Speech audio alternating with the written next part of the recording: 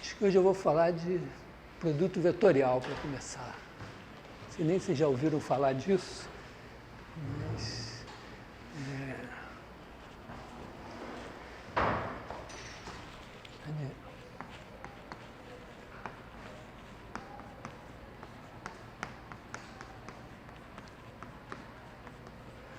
o produto vetorial é uma coisa bem R3.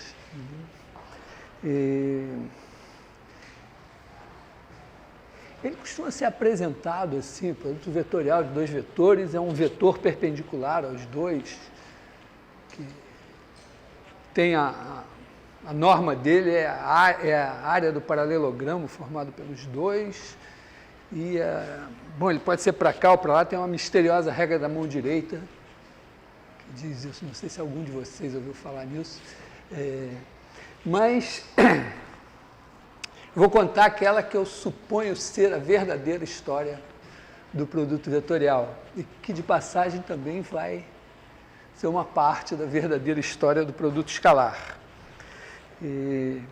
Como a gente já falou sobre os números complexos, né, por volta aí de virada aí, mais ou menos 1800, apareceram as primeiras associações dos números complexos aos pontos do plano. Mas as comunicações naquele tempo eram ainda meio lentas, então teve gente que fez isso na Alemanha, mas em outros lugares as pessoas não sabiam e tal. Então tem um cara, um irlandês chamado Hamilton, que é um dos grandes nomes da física, tanto que, apesar de ser irlandês, ele é conhecido como Sir William.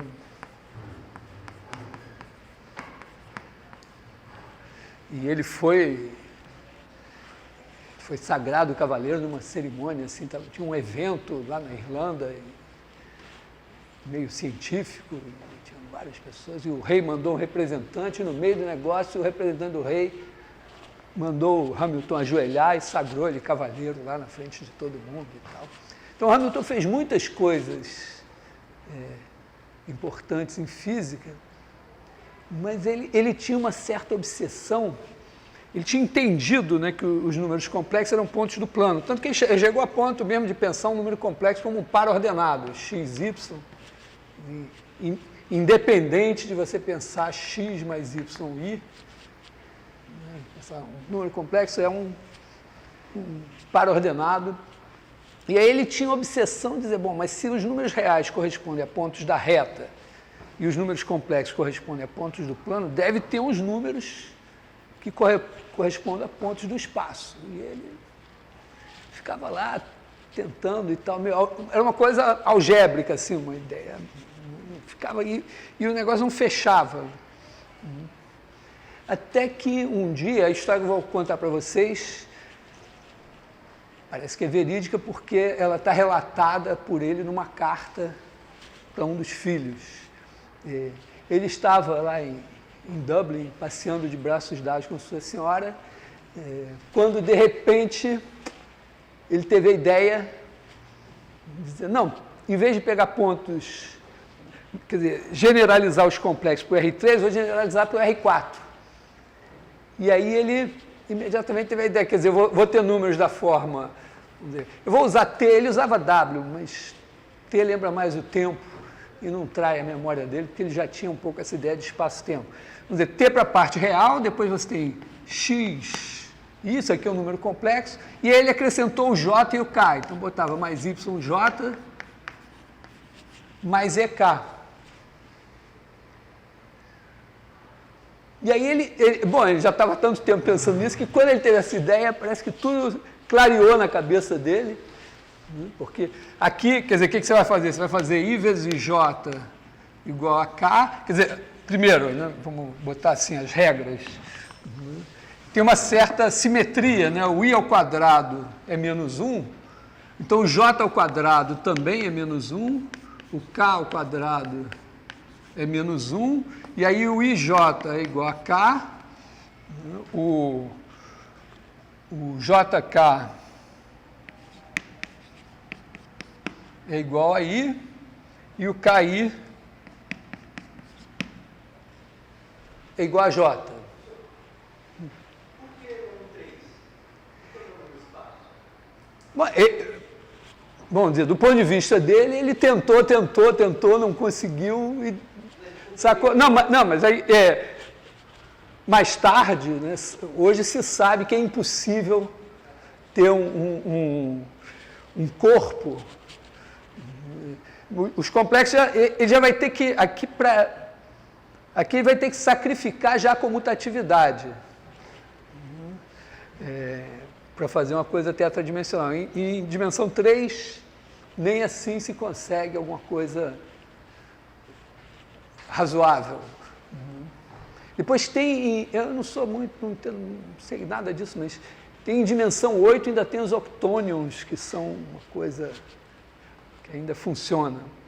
Então aqui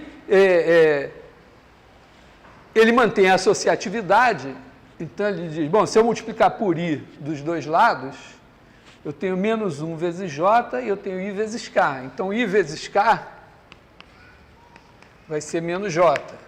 Se multiplicar por J dos dois lados aqui, você vai ter menos K igual a J vezes I. Então, J vezes I igual a menos K.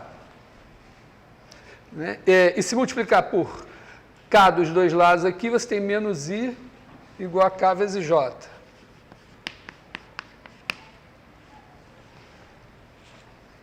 E aí, ó, vamos dizer, se você multiplicar por K aqui, você tem IJK igual a menos 1. E foi isso, ele sacou que isso era ele ficou tão entusiasmado, assim, que ele estava, eu não sei, ele estava atravessando a ponte, ou estava perto, ele imediatamente pegou o canivete, foi lá num dos pilares da ponte e gravou IJK igual a menos 1. Porque eu sei, essa gravação não existe mais. E imediatamente ele foi para a Academia de Ciências lá, e anunciou que na semana seguinte ele ia dar uma palestra sobre os quatérnios. Então, quer dizer, a ideia aqui é que você tem, esses negócios se somam como vetores em R4, né? Você pensa assim, T, X, Y, Z, é super interessante, eu estou usando o T para lembrar, assim, uma coordenada para o tempo e as outras 3 para o espaço. O Hamilton já tinha umas ideias nessa direção. Bom, a soma é a soma usual de R4. E a multiplicação vai ser baseada nisso daqui.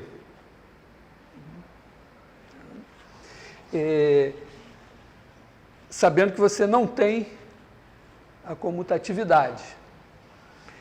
E aí o Hamilton ficou tão fascinado com aquilo que ele dedicou o resto da vida dele, não sei, 10 anos, não sei quantos anos mais ele viveu, aos quatérnios, escreveu e tal. Mas, assim, acho que retrospectivamente não é tão importante, talvez, quanto outras coisas que ele fez. Mas isso tem uns subprodutos menores que vão nos interessar aqui. Bom, está explicado o mistério de por que na física, em vez de usar E1, E2, E3, usa-se I, J e K. Claro, o Hamilton era um físico importante, irlandês, então naquelas ilhas ali tinha o Kelvin, depois o Maxwell e tal. Então tem uma escola de física muito importante no século XIX, ali vamos dizer, em Inglaterra, Irlanda, Escócia, por ali. E essa notação essa ideia de que esse quatérnio ele tem uma parte escalar, que é um número real, e uma parte vetorial, que é essa aqui. Então, a partir daí ficou muito natural pensar os vetores como coisas da forma xi mais yj mais ek. E aí eu não sei dizer se foi exatamente o Hamilton, provavelmente sim, mas quem foi o primeiro a ver isso, deve ter sido ele, porque nessa altura ele estava lá com tudo. Uma coisa natural que aparece é o seguinte, imagina que você tem dois vetores, x1i mais x2, mais, botar y, né? Que aqui pede y. y1j mais e1k e multiplica por outro vetor, x2i mais y2j mais z2k. Então, usa as regras. Está claro aqui que você vai ter i vezes i, j vezes j, k vezes k, então você vai ter menos x1, x2 mais y1, y2 mais e1, z2 na parte escalar. E depois, bom, i vem do j vezes k, né? Então você vai ter aqui mais o j daqui, y1, z2, e k vezes j vai dar, aliás, tá certo, k vezes j vai dar menos i, então menos y2, e1i. Depois, o j vem do k vezes i, então você vai ter mais z1, x2, menos x1, z2, né? J, e o K vem do I vezes J, então x1, y2, menos y1, x2k. Aí, é só olhar e ver, né? Aqui você tem uma parte escalar e tem uma parte vetorial, quer dizer, o produto de dois vetores tem uma parte escalar. Embora eles sejam vetores, não tem parte escalar, quando você multiplica tem uma parte escalar e a parte vetorial. Físicos não gostam de sinais menos, então foi bastante natural dizer essa parte aqui sem o sinal menos, chamar isso aqui de produto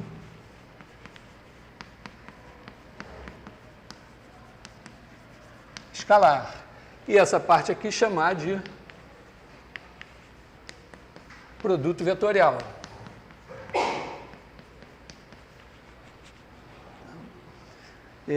Isso indica, já é uma indicação de que até onde eu sei, aquela história que eu contei para vocês de definir o produto escalar como a norma de um vezes a norma de outro, vezes o cosseno do ângulo, é mentira. Não foi, parece que não foi inventado assim, foi assim mesmo. Foi uma coisa puramente algébrica.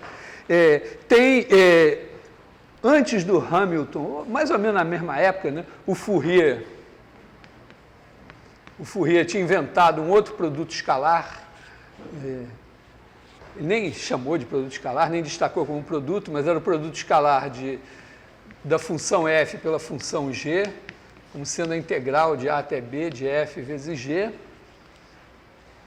Vai aparecer ainda no curso de cálculo. E teve gente também já pensando diretamente no Rn, o x1, y1 mais x2, y2, mais x3, y3, mais xn, yn também apareceram. Foram coisas meio independentes.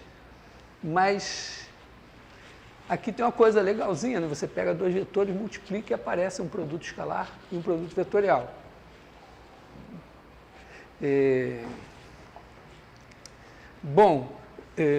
O produto escalar, então, a gente já estudou, já tem uma interpretação geométrica para ele. Queria me concentrar no produto vetorial. Tem umas coisas ligadas ao determinante, eu não vamos dizer, se você fizer, eu não destaquei muitas propriedades do determinante, mas se você fizer I, J, K, botar aqui x1, y1, z1, x2, y2, z2, se eu não tiver errado nada, esse determinante aqui dá isso aqui. Uma das maneiras de fazer o determinante é fazer esse vezes esse daqui. Então vai dar I vezes yz2 menos e1, y2, menos j vezes esse que sobra, tira aqui. Então vai dar mais j, z1, x2 menos x1, z2, e mais k, x1, y2 menos y1, x2. Minha fórmula está certa. Então, o produto vetorial pode ser escrito assim.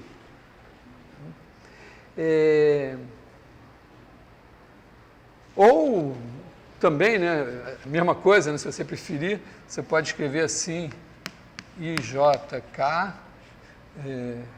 X1, Y1, Z1, X2, Y2, Z2, quer dizer, o determinante.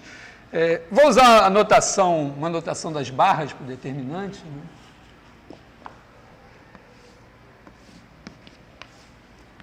Essas barras assim representam determinante. Também dá o mesmo valor aqui. Isso evidencia uma coisa que talvez geometricamente fique menos simples de provar, é o seguinte, é que esse produto vetorial ele é perpendicular aos dois vetores aqui. E se você chamar esse cara daqui de V1, esse de V2, então você tem o seguinte, que se você fizer o produto escalar de V1 por produto vetorial, a gente usa essa notação, ou geralmente sem a bolinha em volta, mas com um X mais forte.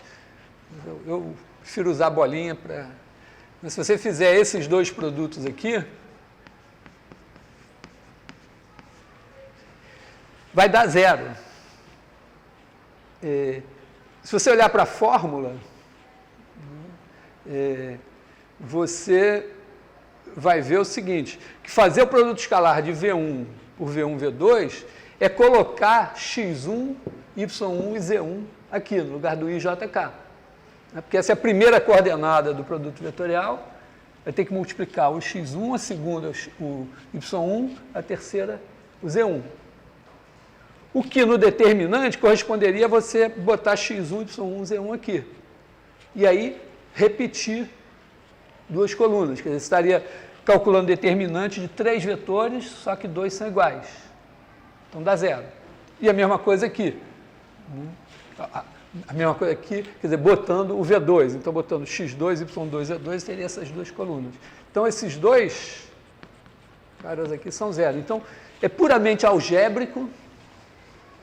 Você pode fazer geometricamente, mas uma vez que você tem conhecimentos de determinante, é barato, algebricamente, você concluir que o produto vetorial é perpendicular aos dois vetores. E a gente já tem a interpretação geométrica do produto escalar, então sai mais ou menos de graça.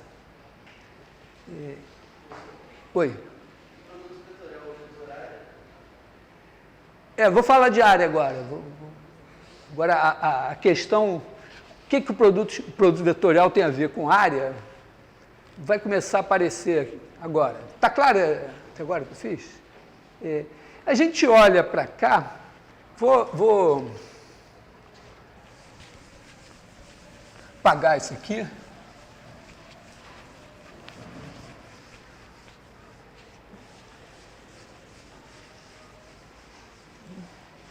E se a gente olha para cá, vou fazer um desenho meio tosco, vou botar esses dois vetores, eu vou deixar aqui o V1 igual a X1, Y1, Z1, o V2 igual a X2, Y2, Z2, e agora, vamos dizer, a gente tem o direito de escrever isso também, X1i mais Y1j mais Z1k, X2i mais Y2j mais Z2k. Quer dizer, a gente pode, assim como no plano a gente podia pensar pontos, vetores, pares ordenados e números complexos, agora no espaço a gente pode pensar pontos, vetores, termos ordenados e vetores como elementos dos quaternions. Quer dizer, um vetor é um quaternion com parte escalar nula. Bom, mas vamos esquecer agora os quaternions um pouco e tentar entender o que é isso aqui geometricamente. A gente já sabe que esse cara é um vetor que é perpendicular àqueles dois. Bom, vamos botar os dois aqui. Eu vou botar eles aqui meio no ar assim.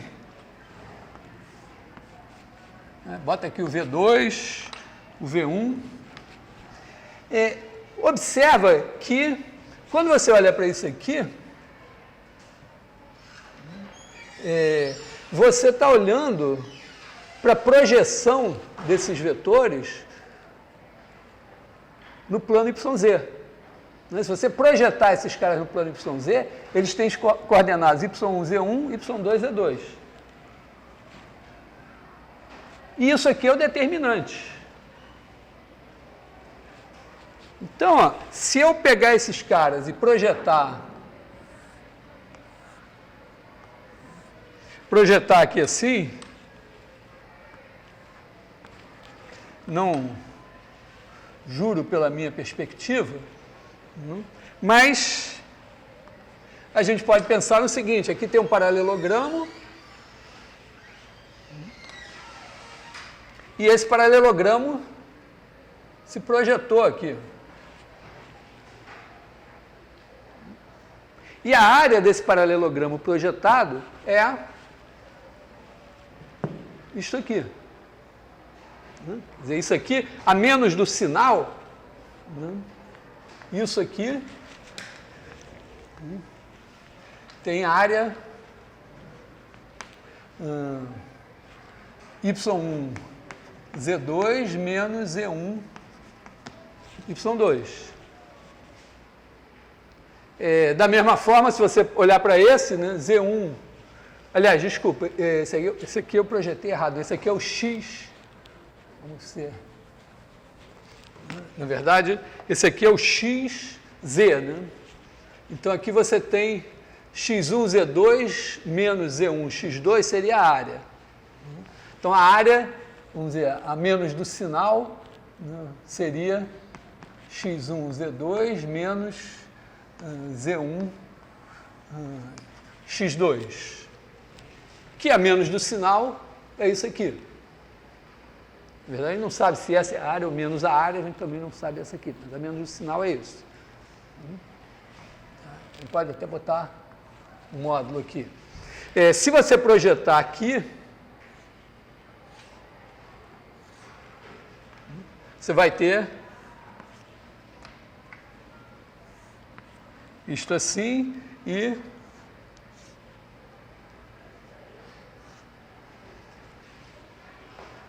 exagerei um pouco, né?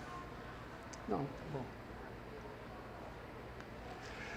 Isso daqui vai ser o quê? Eu omiti a coordenada Z, estou só com as coordenadas X e Y. Isso aqui. Então aqui vai ter área X1 Y2 menos X2 Y1. Que é isso aqui. E, bom, o último lá,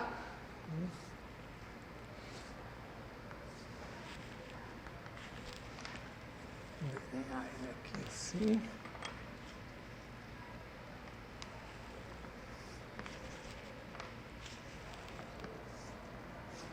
Esse daqui vai ter, ele vai ter as coordenadas X e Z, então a área vai ser Y1 Z2 menos Z1 Y2, que é esse aqui. Repara que esse é o plano perpendicular ao... A gente pode botar aqui o I, J, K. Então, a coordenada correspondente ao I corresponde à área da projeção no plano perpendicular ao I. A coordenada correspondente ao J é dada pela área da projeção no plano perpendicular ao J. E a coordenada do K é a área da projeção no plano perpendicular ao K.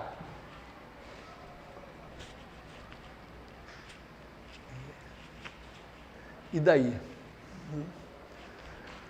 Daí eu vou demonstrar para vocês um teorema de Pitágoras, do qual provavelmente Pitágoras não sabia nada, mas é uma generalização do teorema de Pitágoras.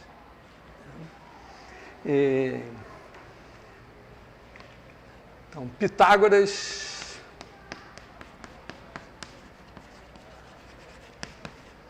generalizado.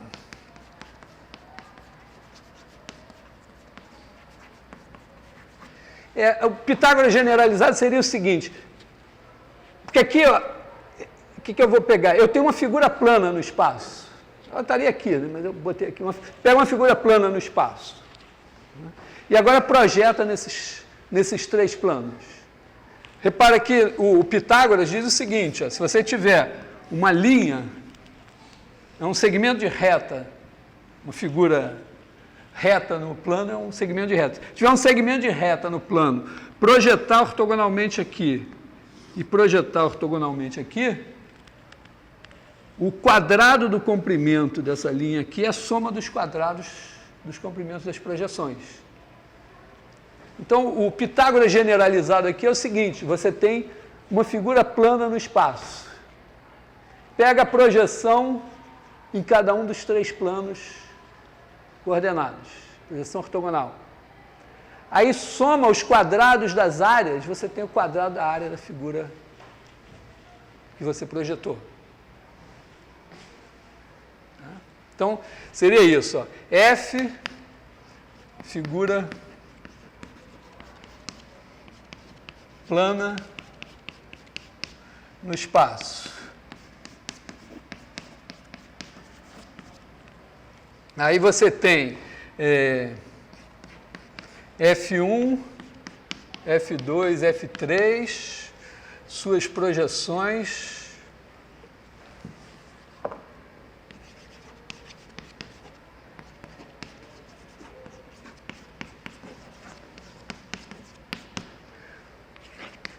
Ortogonais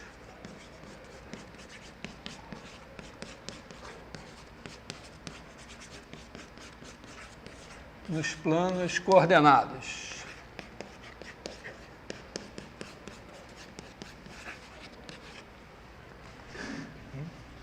Então, a área, isso aqui,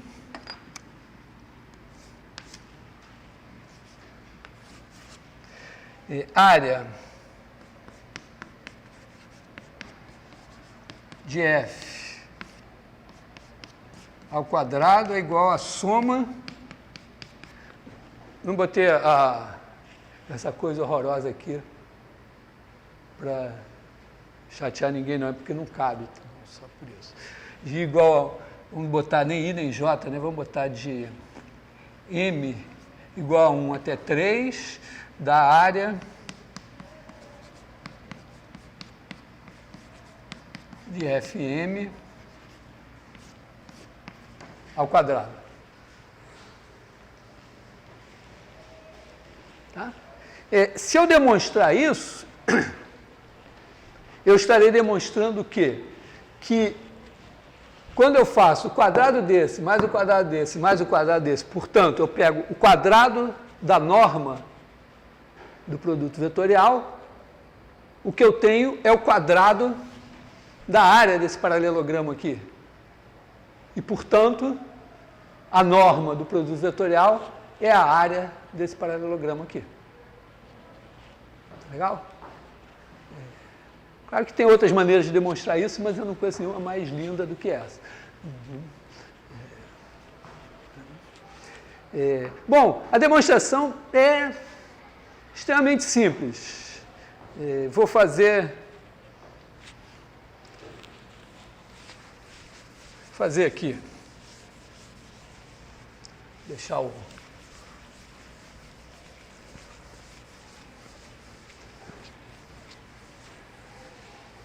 Tem uns resultados em matemática que são tão importantes que eles ficam sendo generalizados.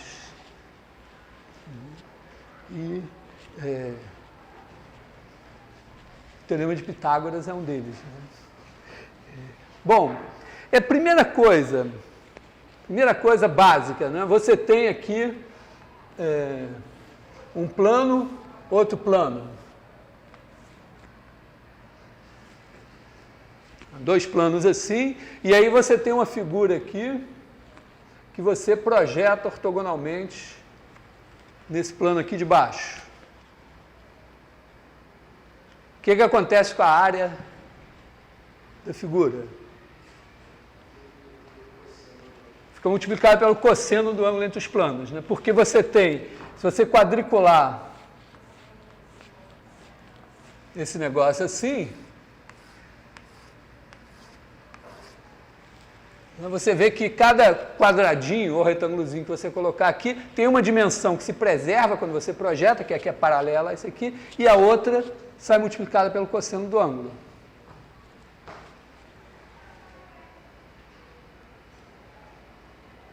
Tá legal? Todo mundo enxerga isso? Bom, então é isso, né? Você tem assim, tem aqui um ângulo alfa. Vou fazer uma observação que é a seguinte, ó. Se você tiver um vetor, se você pegar uma perpendicular aqui, vou fazer em cor, pegar esse plano amarelo, pegar o vetor normal a ele, pegar esse plano azul e pegar o vetor normal a ele, esse ângulo aqui também é alfa. Como eu preciso do cosseno, se eles forem unitários, o cosseno é exatamente o produto escalar entre eles. Eu faço produto escalar dos vetores normais e eu tenho o cosseno do ângulo. Então, com isso, eu tenho já o coelho dentro da cartola, é só tirar. Porque, olha só, imagina que você tem a sua figura no espaço, né? Sua figura F está aqui. Aí imagina que esse plano daqui é o plano horizontal. Então, esse vetor normal aqui é o 001. Ou J, se você quiser. E aqui você pode dizer, bom, esse plano tem um vetor normal, que é, vamos chamar de N1, N2, N3. Ah, esse aqui é o J. E esse daqui é o N. Então, a projeção... J não, esse aqui é o K. Não. A projeção, a área da projeção aqui, esse daqui, o K é o 3. Então, aqui, F3 é a projeção aqui. Então, a área de F3 é igual a... Vou botar mais para cá, para espaço, né? Para cá, sim. A área de F3 igual a área de F vezes esse produto escalar aqui, que é N3. Tá? A menos do sinal. Né? Bom, área é área. O N3 pode ser positivo ou negativo. Então, vou botar aqui o módulo de N3. Se eu fizer a mesma coisa com o J, se eu fizer, trocar agora aqui o K pelo 010, que é igual ao J, é a mesma figura, só que o vetor normal aqui agora é esse, e o N é o mesmo, porque certo, a minha figura está parada no espaço, o plano dela está parado. Aí eu olho o plano horizontal, olho o plano frontal, o plano vertical, sei lá o que e tal, mas qualquer plano que eu olhe, eu vou ter que fazer o produto escalar do vetor normal ao plano, unitário, pelo N. O N está parado. Então, num caso, era o 001, né? No outro caso, é o 010, e aí você vai ter a área de F2 igual a área de F vezes N2, que é o produto escalar do N pelo J, e a área de F1 é a área de F vezes o N1, que vai ser, se você fizer o I, 100. Agora você leva ao quadrado e soma. Então, o somatório de M igual a 1 até 3 da área de Fm ao quadrado é igual a área de F ao quadrado vezes N1 ao quadrado mais N2 ao quadrado mais N3 ao quadrado, que por hipótese meu N é normal unitário. Então isso aqui é 1.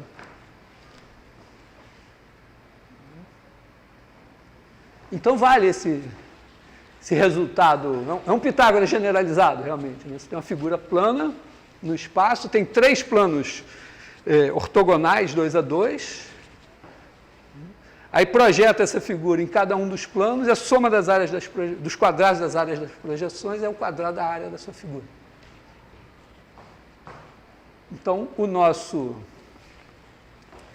produto vetorial, a norma do produto vetorial, é a área do paralelogramo formado pelos 2 vetores. Tá?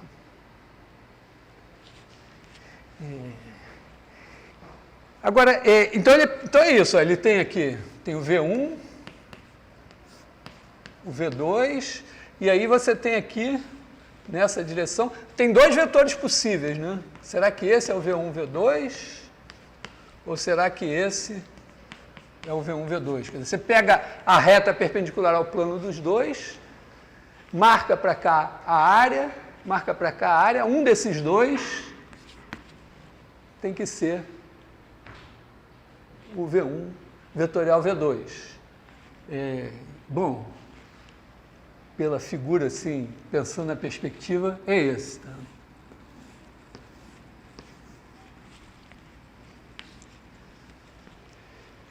Vou tentar explicar por que é esse. Basicamente, eu estou usando agora umas coisas de determinante que eu falei meio vago, que eu não aprofundei, e eu vou usar mais alguma coisa disso. Tá tudo bem até agora? Mateus dormiu a beça, está perdoado por não entender nada.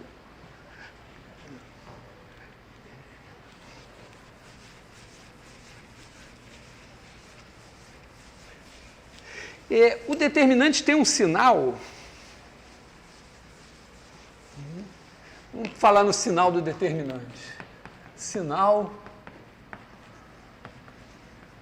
do determinante.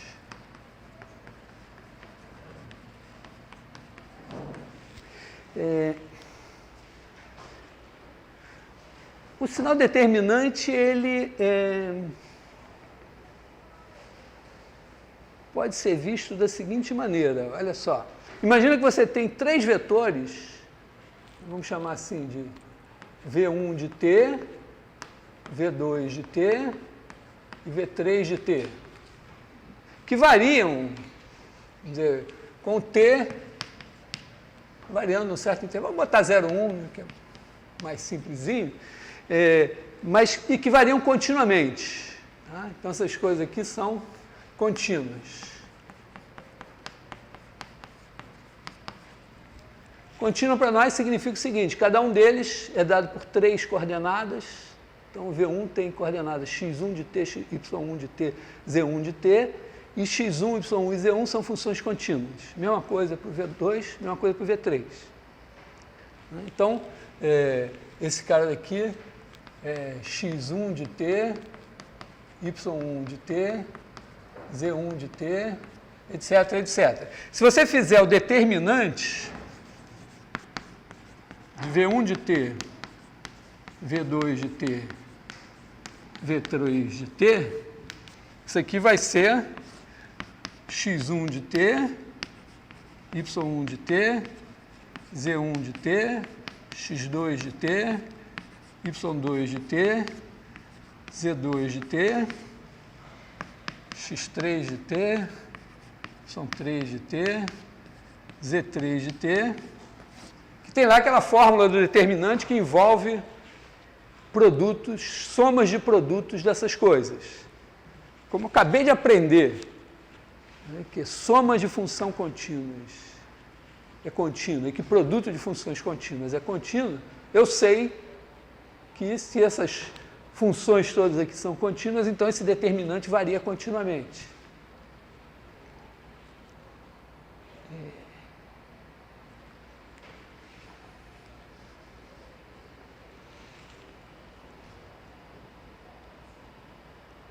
Então, mas eu sei que funções contínuas não podem mudar de sinal sem se anular. Então imagina que na posição inicial, né, no tempo zero, você tenha V1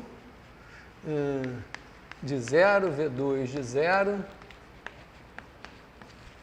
V3 de 0, e no tempo 1, você tem aqui V1 de 1, V2 de 1 e uma coisa assim, V3 de 1. Tá? Imaginando que aqui está assim, né? O V1 está aqui, o V2 está para cá, o V3 está assim. E aqui o V1, V2, V3. Oi? Não, continuamente.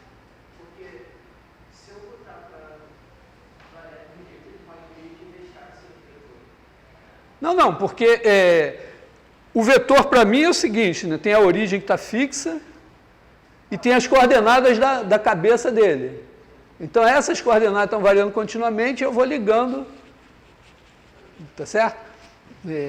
Então, tá assim.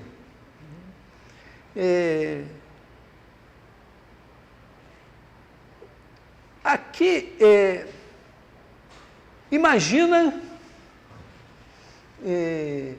que eu olho para isso e digo, poxa, trocou aqui, né? Quer dizer, o V1, V2, V3 estavam assim, V1, V2, V3, e agora estão assim. Eu acho que isso aí só pode ter acontecido se um deles tiver cruzado o plano formado pelos outros dois. Está razoável? Todo mundo enxerga isso? Tem um vetor para cá, outro vetor para cá e o outro... Está aqui o pé comum aos vetores, V1, V2, V3 aqui. Aí começou assim. Aí saíram andando, e de repente, no fim, estava assim. Então, a ideia é que, para isso acontecer, um tem que ter cruzado o plano formado pelos outros dois. Quando ele cruza o plano formado pelos outros dois, eles deixam de ser linearmente independentes. E não é uma coisa que eu tenha destacado, mas é certo o seguinte, quando os vetores são linearmente independentes, o determinante é diferente de zero. Quando eles são linearmente dependentes, é zero. Eu destaquei que quando eles são linearmente dependentes, é zero. Então, no momento em que eles se cruzam, o determinante se anula. Então, a gente pode associar essa ideia à questão do sinal do determinante. Quer dizer, eu posso dizer o seguinte, olha, 3 vetores têm a mesma orientação. Quer dizer, esses 3 vetores, essa base aqui orientada, V1, V2, V3, W1, W2, W3, tem a mesma orientação, se eu puder andar continuamente com o V1 para o W1, o V2 para o W2 e o V3 para o W3, sem que eles se cruzem nunca, quer dizer, mantendo sempre a independência linear. É razoável, é bem geométrico, né?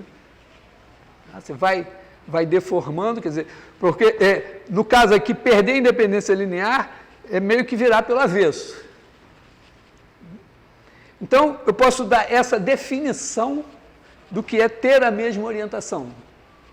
3 vetores, uma base, outra base, bases ordenadas, né? Tem a mesma orientação se, e somente se, existe uma maneira de deformar o primeiro no primeiro, o segundo no segundo, o terceiro no terceiro, continuamente, sem nunca perder a independência linear.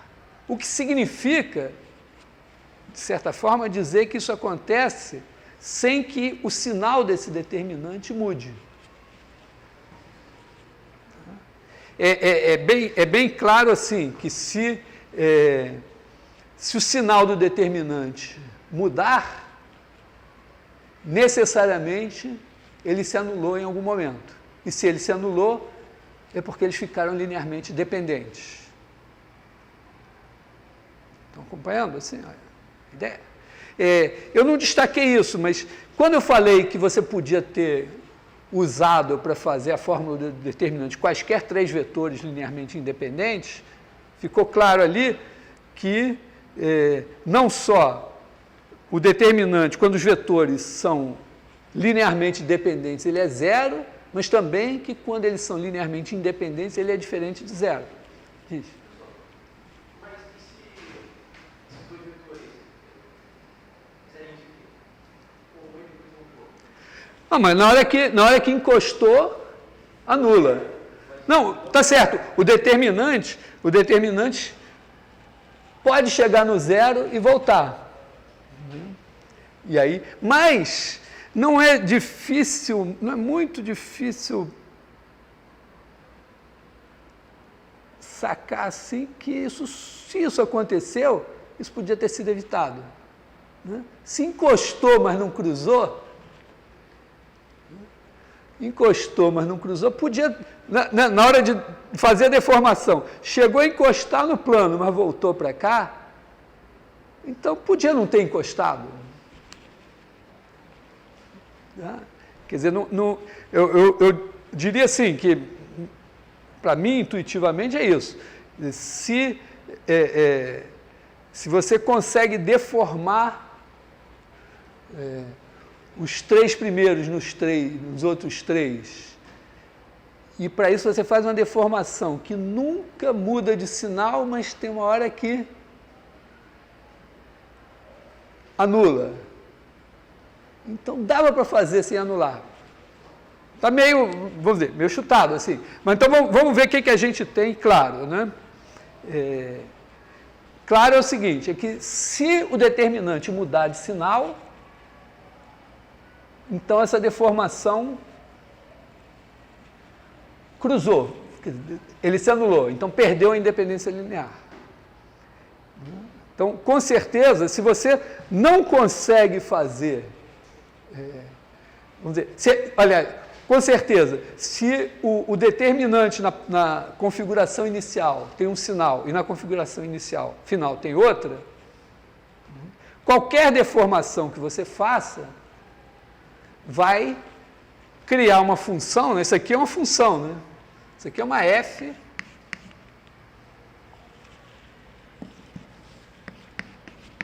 de t, uma f de 0, 1 em R contínuo. Então, aqui estamos em casa. Mudou de sinal, anulou. Então, se na configuração inicial o determinante de sinal positivo, na configuração final tem determinante negativo, em algum momento o determinante se anula. E, portanto, você perde a independência linear. Então, não vai ser possível deformar uma base na outra sem perder a independência linear. Então, se os determinantes têm sinais diferentes, com certeza as orientações não são a mesma. Agora vamos pensar na recíproca, mas e se... Essa é a parte mais difícil, né? Porque e se os determinantes, todos os dois têm o mesmo sinal? Será que eu consigo deformar? Agora é mais... Quer dizer, eu tenho só uma informação algébrica e eu preciso transformar ela numa coisa geométrica. Vou dar uma ideia. Eu acho que eu ainda não fiz esse filme, cara. Eu estou com esse filme... Não, acho que... Não sei se eu fiz ou não fiz, vou até checar. Porque tem Mas a ideia é a seguinte, ó. Imagina que você tem aqui 3 vetores. V1, V2, V3. Eu posso, deformando, e sem perder a independência linear, transformar esses três vetores em três vetores unitários e ortogonais. Vê que não é muito difícil. Ó. Você pode, por exemplo, pegar o V3 e fazer ele andar no plano paralelo ao plano do V1 e V2 até ele ficar perpendicular aqui. Tá legal? Tem três vetores. Esse aqui está assim, eu faço até ele virar perpendicular, andando paralelamente ao plano. Oi? Para eles serem linearmente dependentes, os dois vetores meio que tem que formar um triângulo, sabe? Sim. Então, a semelhança para mim daí seria os três vetores têm que formar um tetraedro. Se não formar, eles são linearmente dependentes. É uma maneira de pensar. Quer dizer, pensar assim, quer dizer que você tem a origem e as cabeças dos três vetores formam um tetraedro não degenerado. Não, mas aí tem que pegar um dos vetores. Hã? Se pegar da origem para a cabeça dos vetores, como você disse que quando um vetor passa no plano definido pelos outros dois, é linearmente dependente. Sim. Se eu pegar o início dos vetores começando na origem, eu não vou conseguir ver isso. Vai, está aqui a origem. Ó.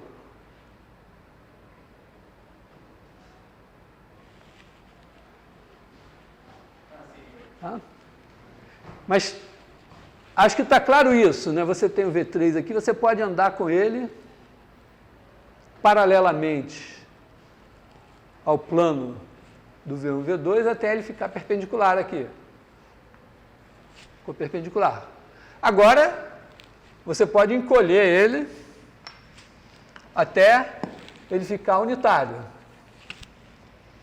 Também não vai cruzar. Quando você andou no plano paralelo, não cruza.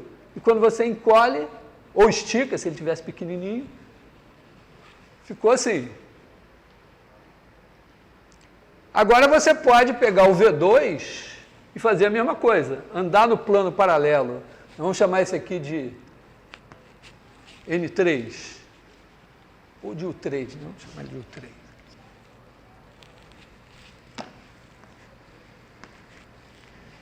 Agora o V2 é a mesma coisa, você pode andar com ele até ele ficar perpendicular aqui, né?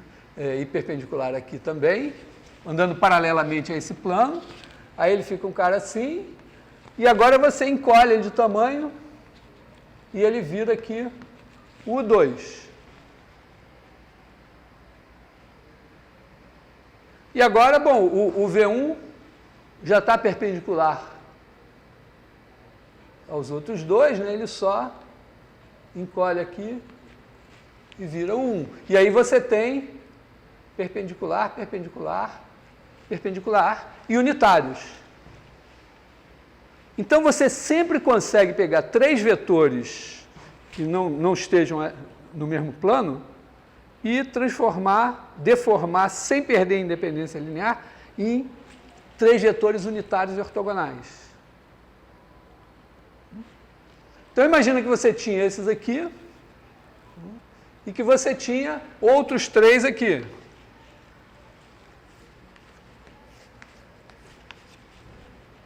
Aí, esses aqui você também transforma em, digamos, W1, W2, W3.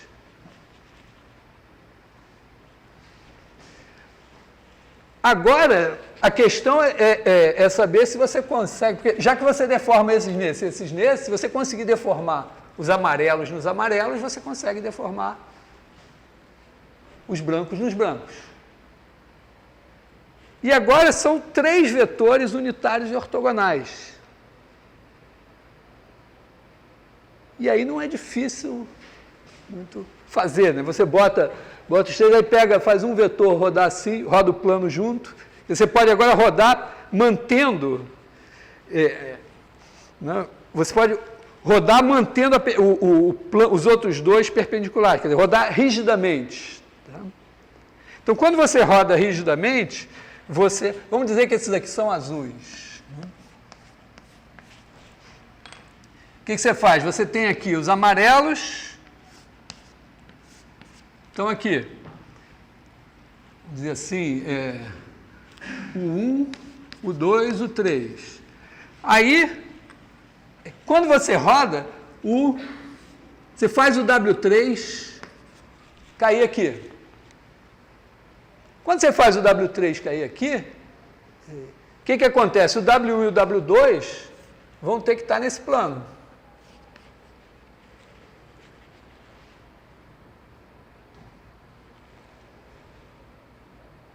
E agora, ou vai dar certo ou não vai dar certo. Quer dizer, ou eles estão na orientação certa no plano, ou não estão. Quer dizer, se você tiver W1 aqui e W2 aqui, deu. Se for o contrário, W2 e W1, não deu. Ou, pensando de outra maneira, você pode até, nessa história, dizer assim, ó, eu poderia já considerar como se fosse aqui o E1, vamos pensar assim, o E1, o E2 e o E3, que tem determinante 1. Aí, quando você roda agora, você pode fazer o seguinte, você pega o W1 e faz ele coincidir com o E1, rodando. No que você fez isso acontecer, o W2 ficou aqui. E agora, ou ele é igual ao E2, ou ele é igual a menos E2. Então, ou você conseguiu, quer dizer, o sinal era igual. Se o sinal era igual e você deformou sem, digamos que o sinal fosse positivo, os dois tivessem um sinal positivo. Aí, não é muito difícil vamos dizer, você pode dizer, ó, esse era positivo e a base canônica é positiva. Então, faz com a base canônica. Fez isso. Né? Então, agora, ó, se a configuração for essa, você teria deformado um positivo num que tem E1 menos E2, E3. E esse tem determinante negativo. Você não poderia ter deformado continuamente um com determinante positivo com um com determinante negativo. Então, isto aqui não vai acontecer, se o determinante aqui é positivo. Então, o que vai acontecer é o outro. Então, toda vez que o determinante for positivo, você deforma na base canônica. E toda vez que for negativo, você vai deformar numa coisa que não é a base, que é a base canônica, só que está mudado de sinal. Então, se você tem essa deformação padrão, se os dois têm o mesmo sinal, você consegue deformar um no outro. Né? Porque você deforma esse na base canônica, esse também, aí você vem por aqui e volta para lá. Se os dois têm determinante negativo, você deforma em E1 menos E2, E3, deforma aqui em E1 menos E2, E3, então chegaram juntos no mesmo lugar, você veio para o mesmo lugar e volta para cá. Então, realmente, a gente tem uma definição que que eu considero geometricamente razoável, né? Você dizer que duas bases vão ter a mesma orientação, se você puder deformar continuamente, o primeiro no primeiro, o segundo no segundo, o terceiro no terceiro, sem nunca perder a independência linear. E isso equivale aos determinantes terem o mesmo sinal. Então, imagina, uma coisa complicadíssima, que é você poder fazer a deformação, se reduz a uma conta. Você calcula o determinante, se der o mesmo sinal, tem a mesma orientação, se der diferente, tem orientação oposta. Ponto.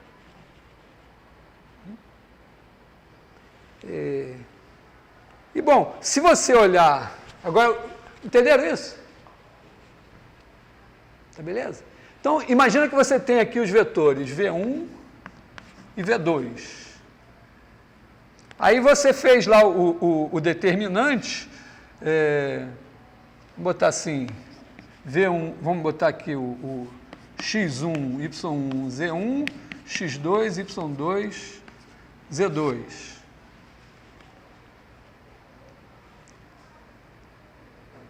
Se você botar aqui, digamos que o V1 vetorial V2 seja x, y, z.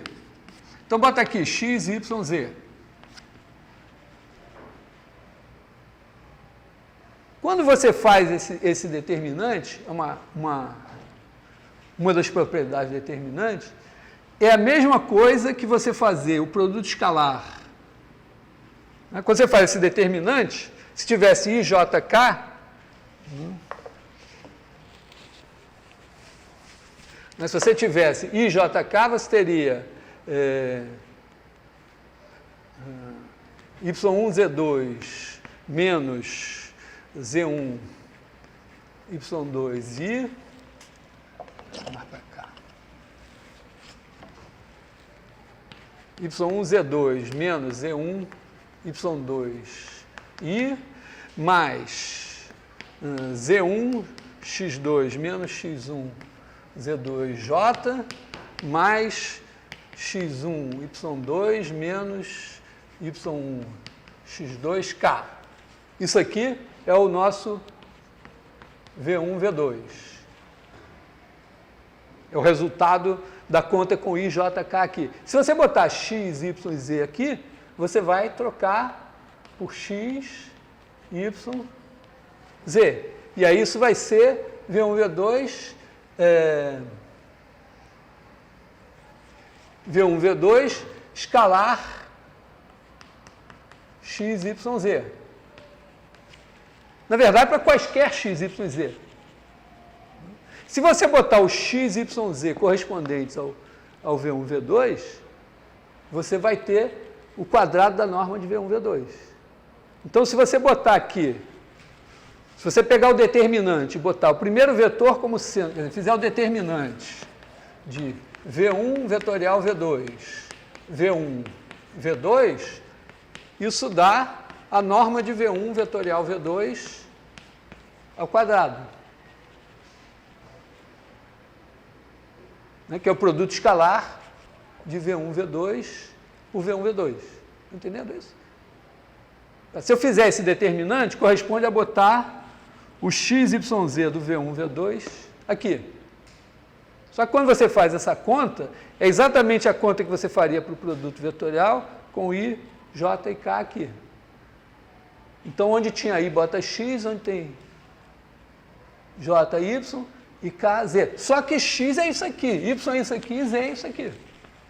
Se eu estou supondo isto.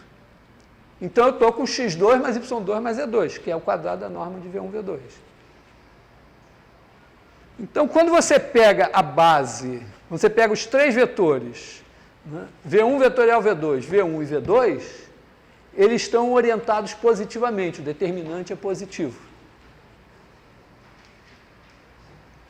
E esse é o sentido, quer dizer, então é você olhar assim, né, você olha isso daqui, só de passagem, é mais simples para pensar assim, né, determinante de V1, V2, V1 vetorial V2. Porque aqui, quando você passa para essa configuração, você trocou uma vez, trocou duas vezes, o sinal se manteve. Então, olha para isso aqui. Isso aqui tem que ser orientado positivamente.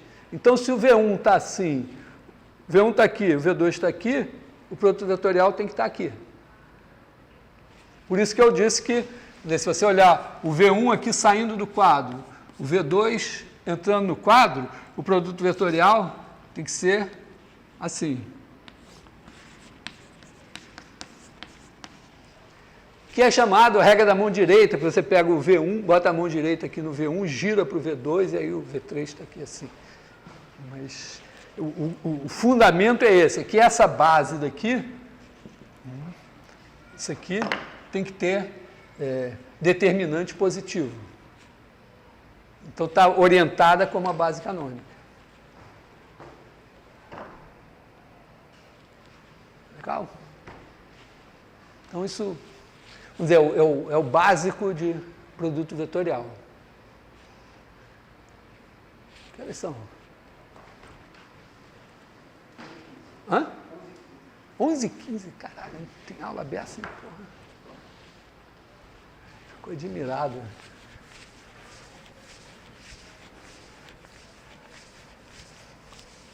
É porque eu resolvi falar de produto vetorial hoje assim, porque porque esse segundo minicurso é um minicurso de álgebra linear. Produto vetorial, como é uma coisa muito específica do R3, geralmente fica fora do curso de álgebra linear. Aí o professor de álgebra linear pensa assim, não, isso eles viram no colégio.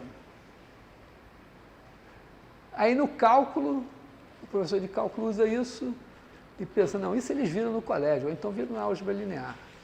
E aí você não viu no colégio, não viu na álgebra linear, não viu em lugar nenhum. Então resolvi fazer aqui, já que o nosso curso de geometria analítica tem tudo a ver. Mas vamos voltar para o RN. Então isso é bem específico de R3, mas é legal. O R3 é uma coisa importante. Né? Usei umas tantas coisas de determinante aqui, que eu vou supor que vocês sabem, quer dizer, vou supor que vocês sabem no seguinte sentido. Eu ensinei o básico de determinante, agora vocês sentem a bunda, estudem, façam exercícios e aprendam, ou podem vir para a aula e dizer... Vou voltar um pouco no produto escalar. O produto escalar.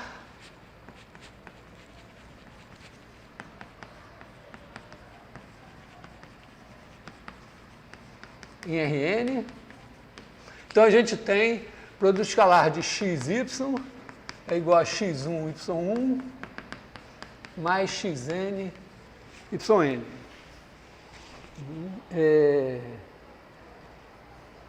Então, esse negócio tem as propriedades tradicionais.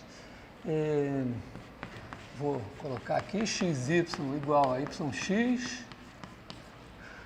2 txy igual a txy, 3x y1 mais y2 igual a xy1 mais y mais x, y2. E eu vou botar a quarta, vou dizer só o seguinte, que x escalar x é maior ou igual a zero e x escalar x igual a zero implica que x igual a zero. Eu nem vou falar do E1, E2, EN, vou deixar aqui subentendido, né? I é igual a 0, 1, 0 na iésima posição, e é verdade que I escalar EJ é igual a 0 se I diferente de J e 1 se I igual a J.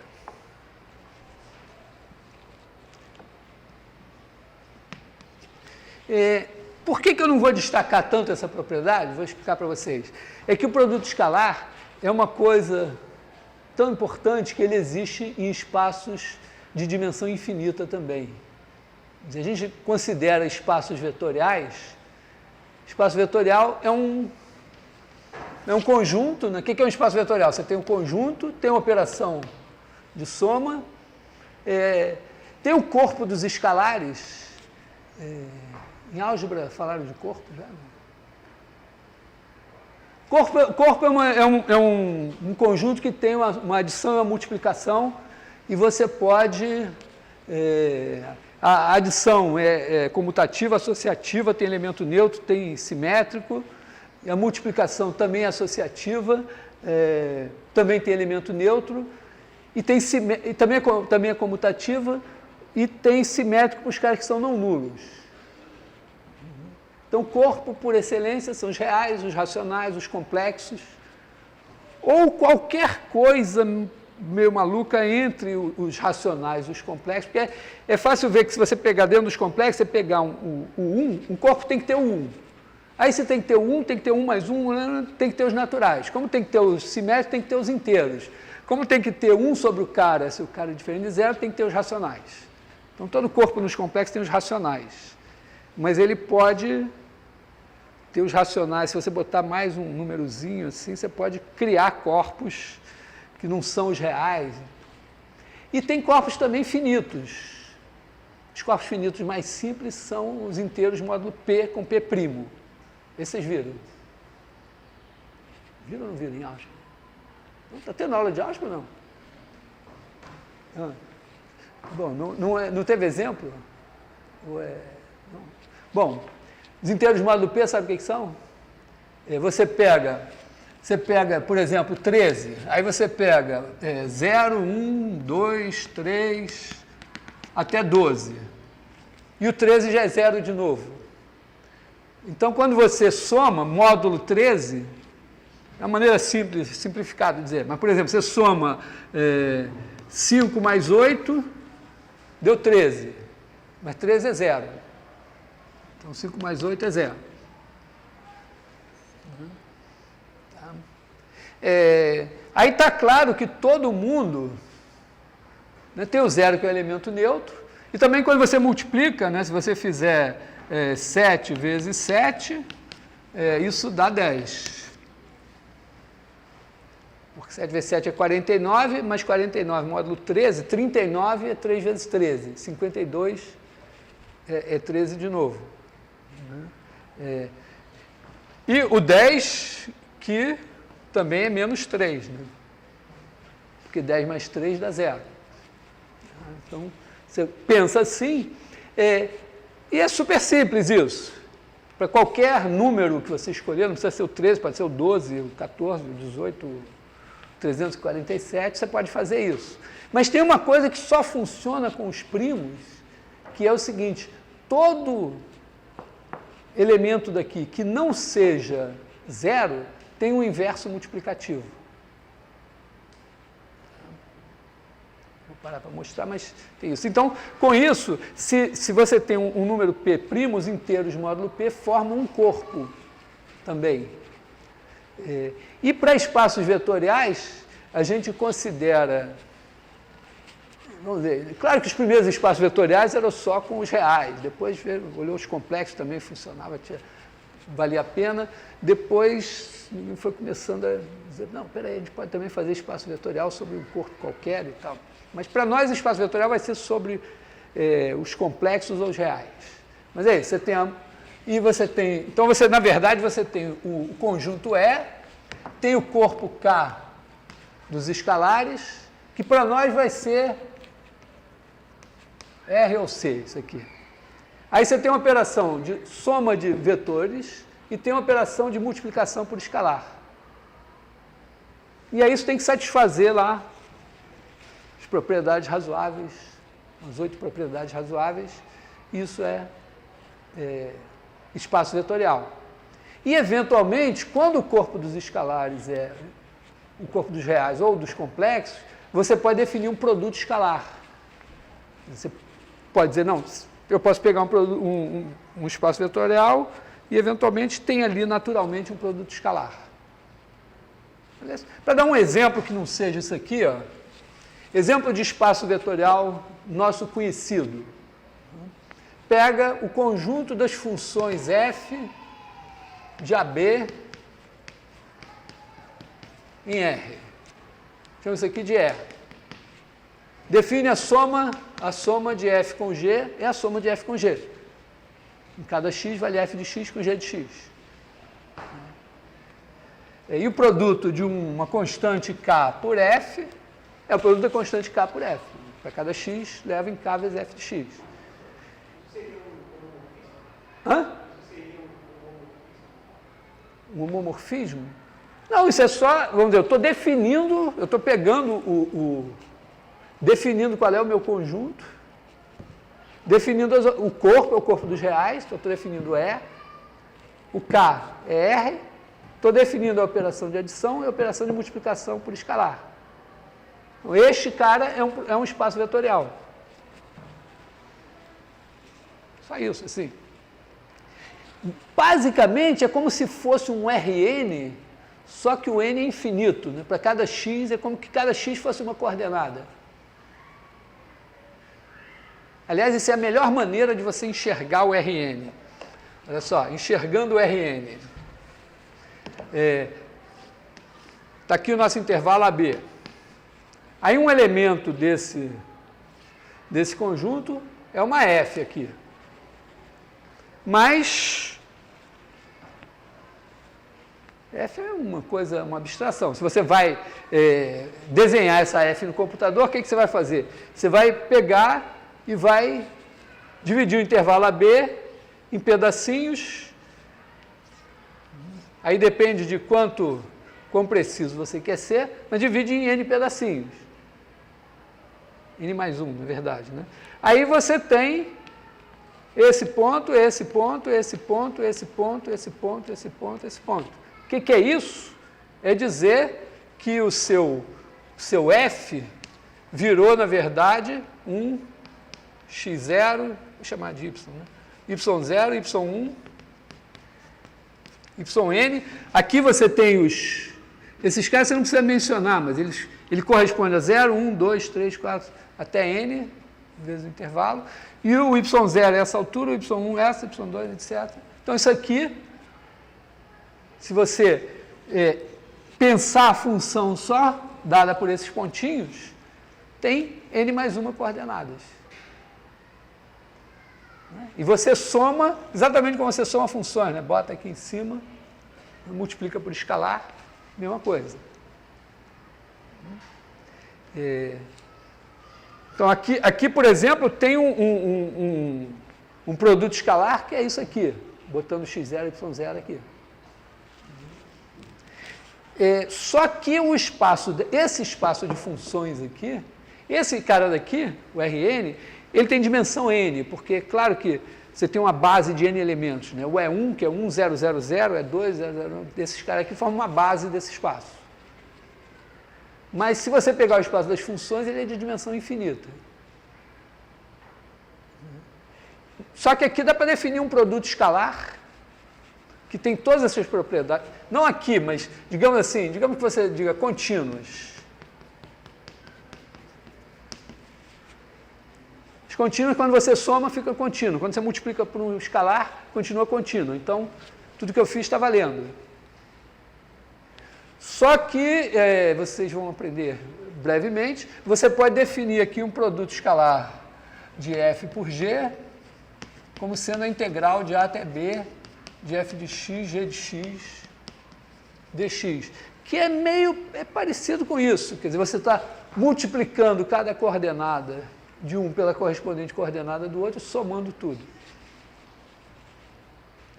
Então, existem a ideia de generalizar o R2 para o Rn é só o começo. Eu sempre lembro de uma festa que tinha um marido de uma colega que era engenheiro, e ele falava, vocês matemáticos, vocês falam coisas muito abstratas, Rn. Aí o outro colega falou, não, Rn é o mais simples, porque tem... Rn não é um espaço de dimensão finita, existem espaços de dimensão infinita. Então, o produto escalar, quando a gente fala do produto escalar, a gente para aqui. Isso aqui pode existir ou não. Então, a gente, vamos dizer, uma base finita, isso aqui é uma coisa que vem depois, a gente só pensa nisso aqui. Mas isso já é suficiente, se você tem um produto escalar com essas propriedades, já é suficiente para você fazer geometria. Você pode definir o quê? Você pode dizer que U e V são ortogonais. Vou botar o são com a mesma letra, né? Se o produto escalar de U por V é igual a zero. Casa com o que a gente tem no plano e no espaço. E aí, Pitágoras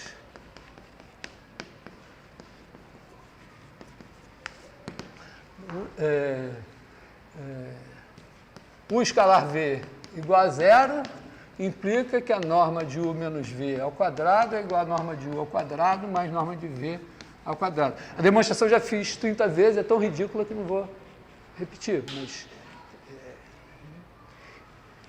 Mas a coisa mais importante, quando você tem um produto escalar, é isso aqui. Ó. Você tem aqui o V, tem aqui o U, e você pode projetar esse cara aqui. Obter aqui um cara que nós vamos chamar de,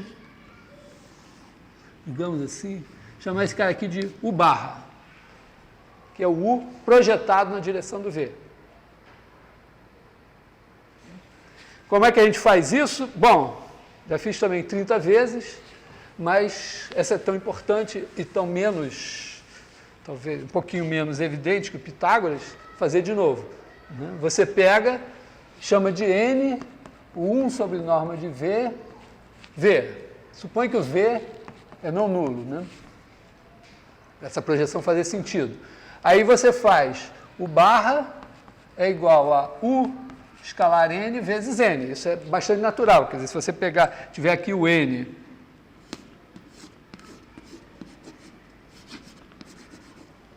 esse cara aqui é o N, então você faz o produto escalar de U por N, N é unitário, então é esse daqui, esse tamanho daqui é esse vezes o cosseno desse ângulo, inclusive se o ângulo estiver para cá, ele vai projetar para o lado de cá, né? É o tamanho certo vezes o N. Claro?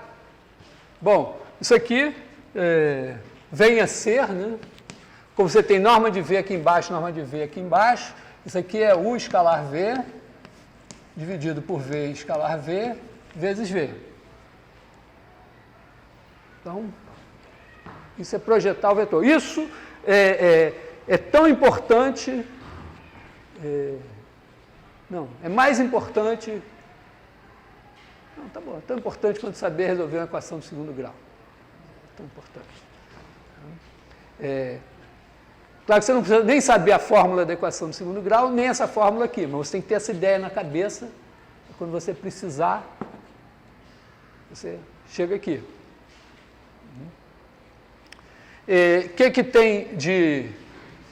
O que a gente tem aqui? Ó, se essa geometria está valendo, U menos U barra tem que ser perpendicular a U. Como U é múltiplo bom, vamos fazer direto com U. Quer dizer, tem que ser verdade o quê? Lema.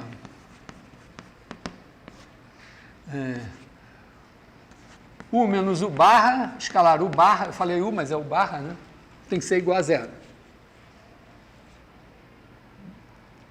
Demonstração, faz a conta, né?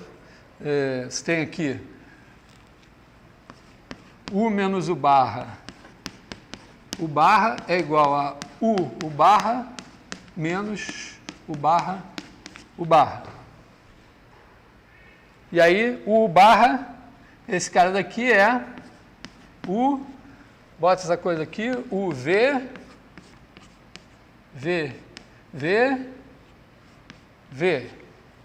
que é igual a, ó, sai esse escalar, fica UV, então tem UV ao quadrado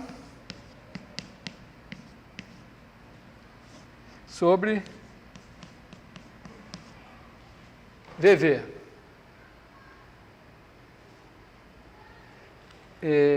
E quando você faz esse cara por ele mesmo, você tem isso aqui ao quadrado com VV, né? Se você fizer U barra é o quê? Vai dar UV ao quadrado sobre VV ao quadrado vezes V. Corta esse com o quadrado, dá a mesma coisa. Mas o importante aqui é o seguinte, é a gente saber que aqui a gente está no território geométrico, a gente faz essa figura e faz a conta, eu fiz essa conta na fé aqui. Eu sei que tem que dar certo, porque a figura me diz que tem que dar certo. Então, isso daqui é verdade, esse cara Então, pelo Pitágoras, ó, quadrado desse mais o quadrado desse é igual ao quadrado desse. Consequência, esse daqui é menor ou igual que esse. Consequência, vamos ter a desigualdade do cosseno. Porque esse daqui deveria ser... O que a gente deveria definir como o cosseno do ângulo? Né? Assim como eu disse que eles são perpendiculares, eu gostaria de dizer que θ igual a ângulo entre U e V. Como é que eu defino θ? Eu digo que cosseno θ é igual a 1 escalar V sobre norma de U, norma de V, onde a norma é a raiz quadrada do produto escalar do cara por ele mesmo. Então, eu tenho que demonstrar que isso é menor ou igual a 1. Senão, não faz sentido. E o ser menor ou igual a 1, isso daqui,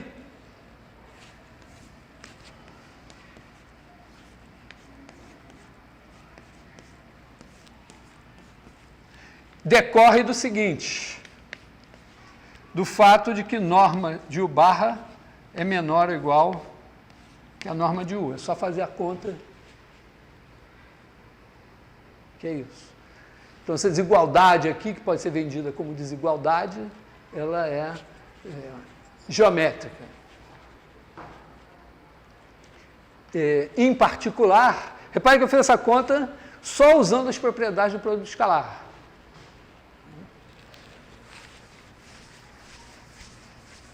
Então, repetindo, né, eu peguei esse cara, peguei o V, supus que o V era não nulo, projetei aqui, provei que esse daqui, a diferença aqui, realmente era perpendicular aqui. Pelo Pitágoras, o tamanho desse é menor ou igual que o tamanho desse. Então, isso me dá, né, que a norma de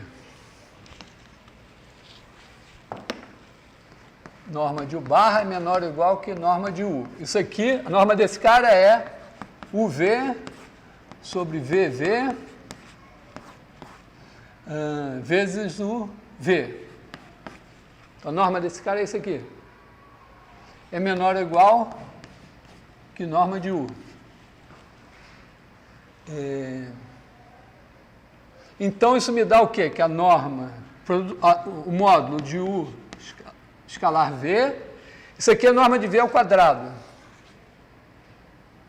Aqui tem norma de V, então isso é menor ou igual que norma de U, norma de V. Que é exatamente isso aqui. Então, essa desigualdade, que leva o pomposo nome de Cauchy, Schwarz, Bunyakovsky, vocês devem suspeitar que só eu escrevo Bunyakovsky assim, porque Bunyakovsky é um nome russo, é escrito com letras não todas existentes no nosso alfabeto, aí os ingleses, os americanos, os alemães, os franceses traduziram antes, botaram W, K, coisa assim, mas eu resolvi fazer assim mesmo. Consequência, ó, isso aqui, eu não conheço a história direito aqui, mas é altamente provável, não, é certo o seguinte: produto escalar com esse nível de abstração que eu falei aqui é uma coisa do início do século XX. No século XIX tinha o produto escalar que apareceu lá no Hamilton, do Fourier, o outro não sei o que e tal. Então, essa desigualdade deve ter aparecido em diversos casos separados. Mas um deles é esse, né? x1, y1 mais x2, y2 mais xn, yn é menor ou igual que somatório de xi igual a 1 até n ao quadrado vezes a 1 meio somatório de y ao quadrado igual a 1 até n elevado a 1 meio. Se eu desse essa aqui para vocês fazerem sem ter feito isso aqui antes, provavelmente vocês iam penar. provavelmente foi um Cauchy desses aí que deve ter feito isso na primeira vez. Antecipando lá na integral, se você fizer integral de A até B, de f de x, g de x, dx em módulo, isso é sempre menor ou igual que a integral de A até B de f de x ao quadrado dx elevado ao meio, vezes a integral de A até B de g de x ao quadrado dx elevado ao meio. Vai olhar para isso, eu nem sei que cobra é essa aí que você botou aqui no quadro, mas o que eu posso dizer é que assim que vocês sejam apresentados a essas cobras aí, é uma coisa simples concluir que se você f e g são funções contínuas, isso é um produto escalar que satisfaz aquelas 4 propriedades, portanto satisfaz essa desigualdade aqui, portanto isso aqui é um corolário trivial disso aqui.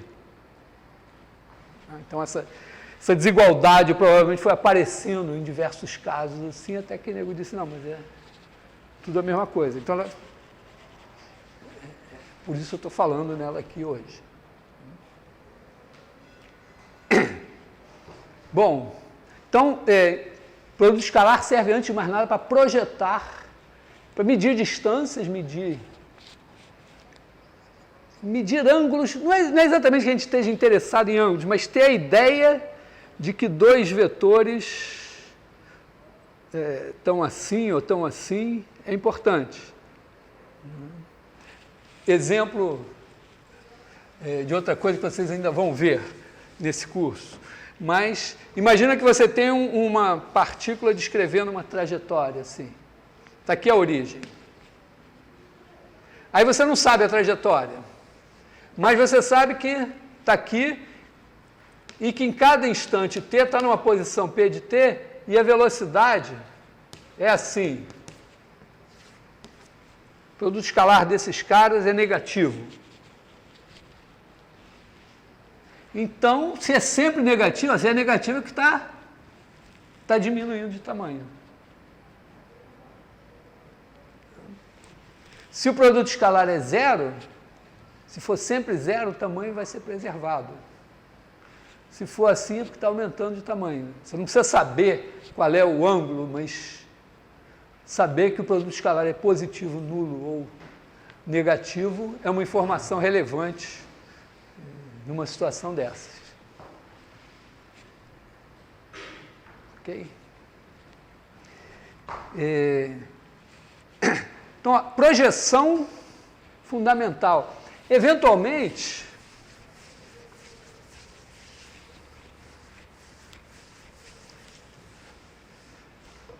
outra coisa que é importante, você pode ter, em Rn, você tem a base E1, EN. Esses caras têm essas propriedades, né? EI escalar EJ é igual a 0, se I diferente de J, e 1, se I igual a J. Esse R3. Agora, imagine que você tem outros 3 caras, ε1, ε2, ε3, que tem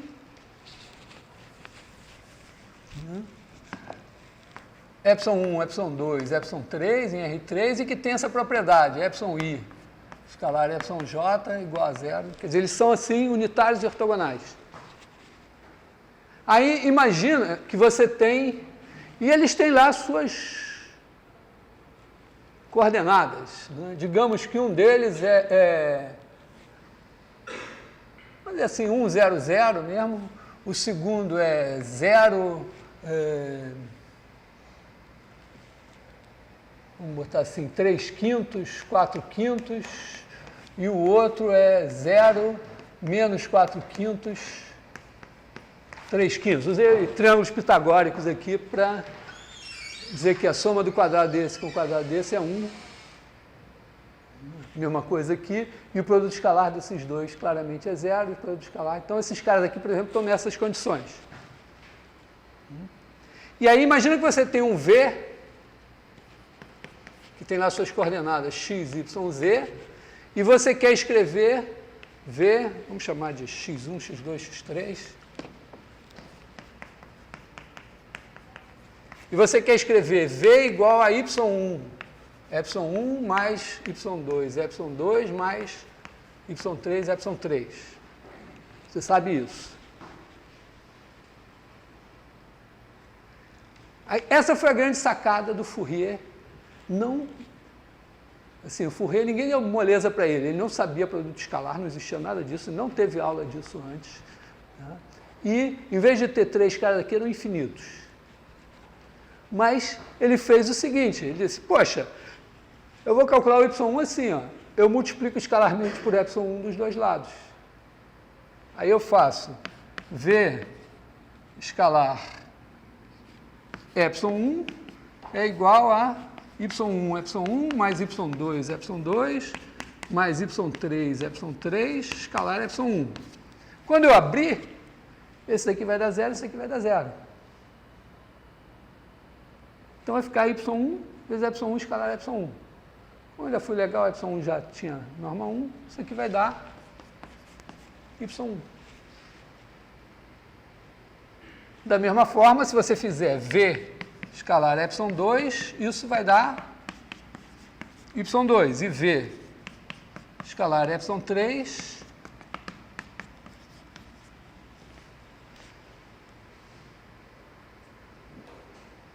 então, você tendo o produto escalar, você aprende o seguinte, que é muito bom mudar sistemas de coordenadas mantendo as bases ortonormais, porque aí é mole mudar as coordenadas.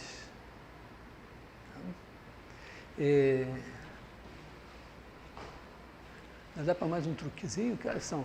O Matheus dormiu a beça, está tranquilo. 47? Então dá para dar um curso inteiro ainda.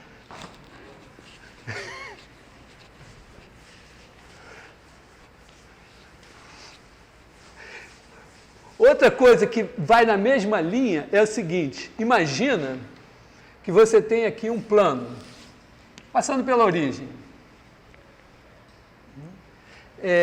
e que você quer projetar, tem aqui um V, e você quer projetar o V aqui, e obter um V barra aqui, que é a projeção ortogonal sobre esse plano.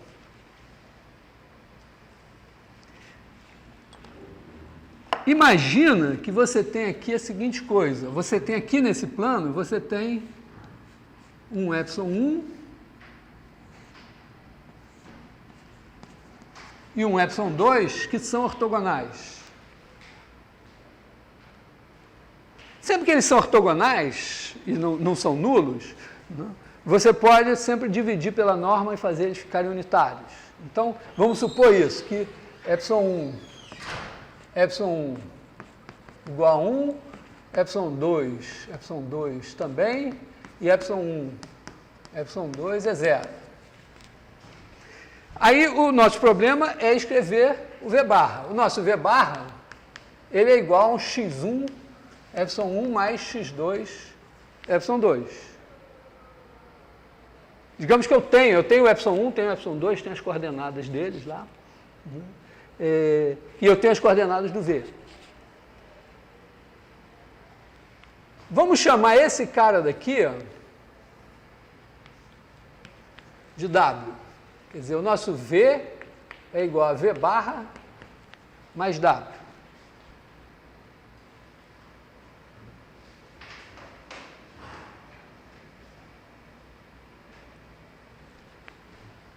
Eu posso, né?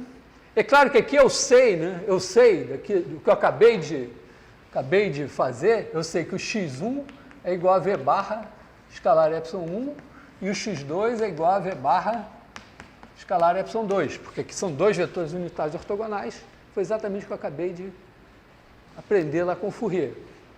Só que isso não me adianta nada, porque eu não sei quem é o V barra, eu quero saber quem é o V barra. Então, né? Mas eu posso fazer isso. Ó. E agora, olha só o que acontece. Se eu fizer V escalar y1, Isso aqui é V barra mais W escalar ε1. Isso é V barra escalar ε1 mais W escalar ε1. Só que o W é ortogonal ao plano, então isso aqui é zero. Então o V barra escalar ε1 que eu queria é V escalar ε1. E da mesma forma, se eu fizer V escalar ε2, vai dar V barra ε2 mais W ε2, e esse aqui é zero, então vai dar o meu x2.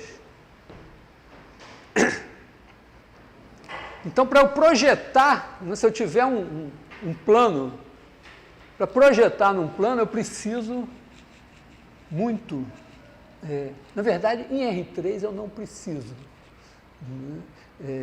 Em R3, por quê? Porque eu posso pensar, se eu tiver o vetor normal ao plano, eu projeto o V no vetor normal ao plano, isso me dá esse W. Aí eu tiro o W e fico com V barra. Mas eu estou falando nisso, porque o que está na minha cabeça é que eu vou estar em Rn e vou estar projetando num análogo ao plano, um subespaço de dimensão K. E aí não vou ter esse recurso. Eu realmente vou precisar ter K vetores aqui, unitários e ortogonais.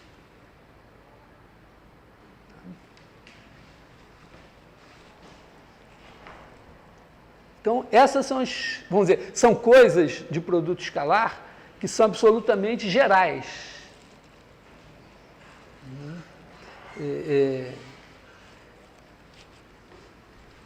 Outra coisa que é absolutamente geral, se você tem isso aqui, você pode criar um círculo aqui. Se você pegar os caras da forma cosseno θ ε1 mais seno θ ε2, esses caras todos vão ter norma 1 e vão percorrer um círculo. Tá? Então, também é uma coisa bastante geral. Então, eu dei uma no cravo até na ferradura, porque o produto vetorial é uma coisa bem R3, mas o produto escalar é uma coisa muito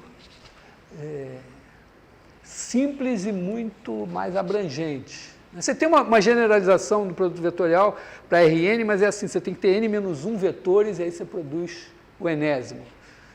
Não é tão legal. Mas essas coisas aqui de produto escalar são absolutamente fundamentais. Então é isso.